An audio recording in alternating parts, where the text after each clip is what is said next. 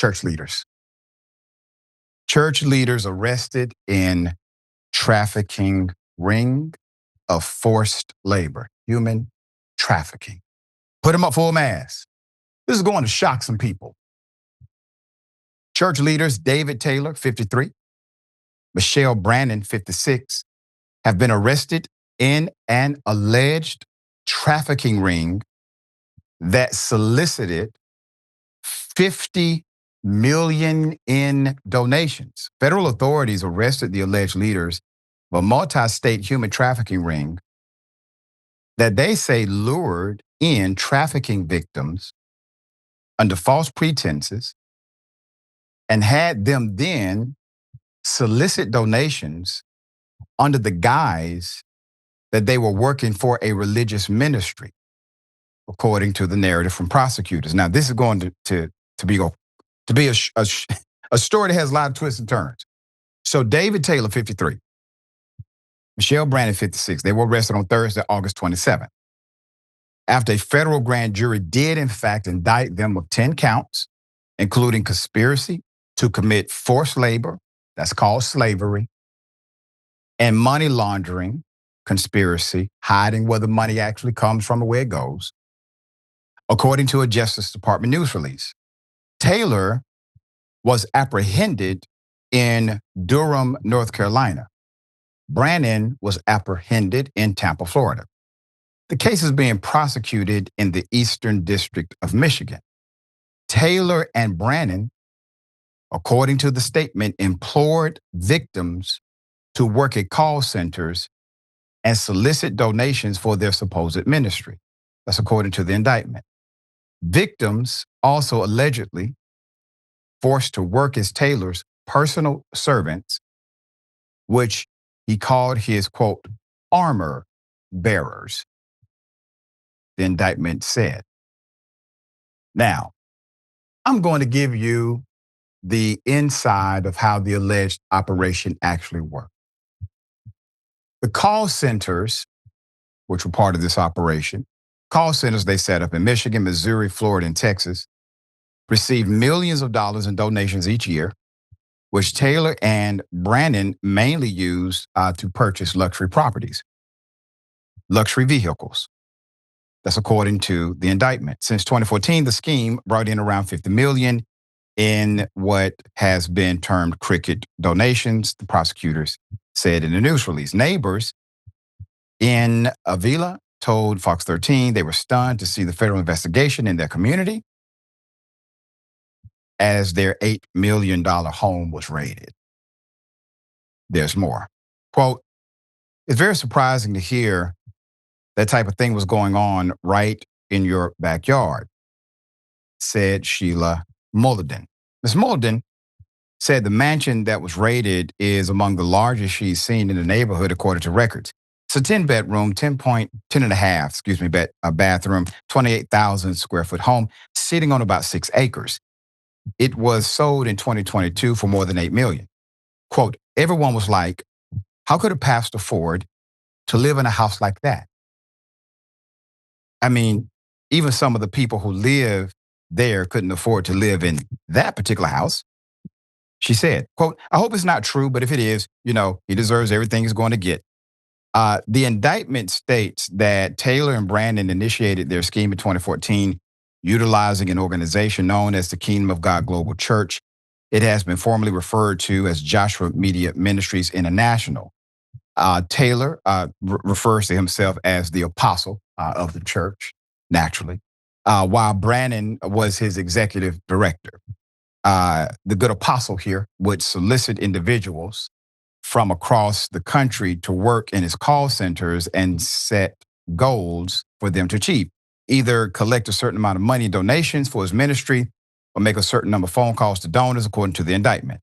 The indictment says the people making the calls under the threat of punishment were told by Taylor and Brannon to, quote, falsely state that the donated funds would be spent on charitable works, such as providing water wells for impoverished communities overseas, or supporting victims of human trafficking. The irony of it. It's called a call list and a call script. okay? And usually when you have a call list and a call script, you may also have training, all right? The indictment also says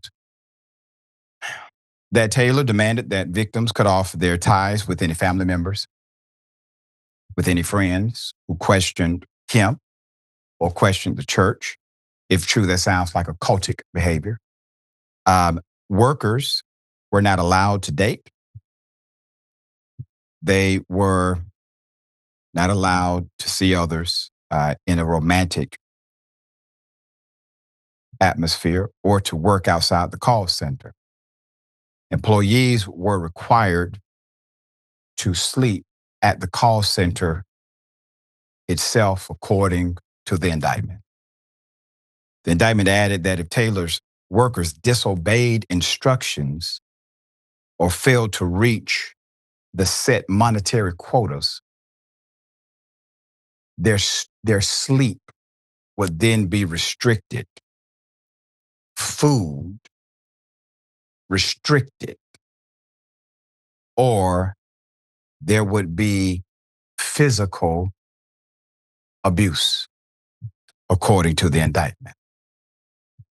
Taylor and Brannon were each indicted on 8 counts of forced labor, 1 count of conspiracy to commit forced labor, and 1 count of money laundering conspiracy. Based on the allegation, based on the counts for forced labor, it sounds as if they have what's called cooperating witnesses or cooperating victims. This is very important to the process of justice. When you have individuals who have been victimized, who are willing to go through the very difficult and chaotic process of a judicial and investigatory process, when you have a person willing to do that, man, typically it comes with a lot of soul searching first. Because most people rather just be free and move on with their lives because the process is difficult to endure, especially when you're talking about someone who has influence, who has authority, who has people.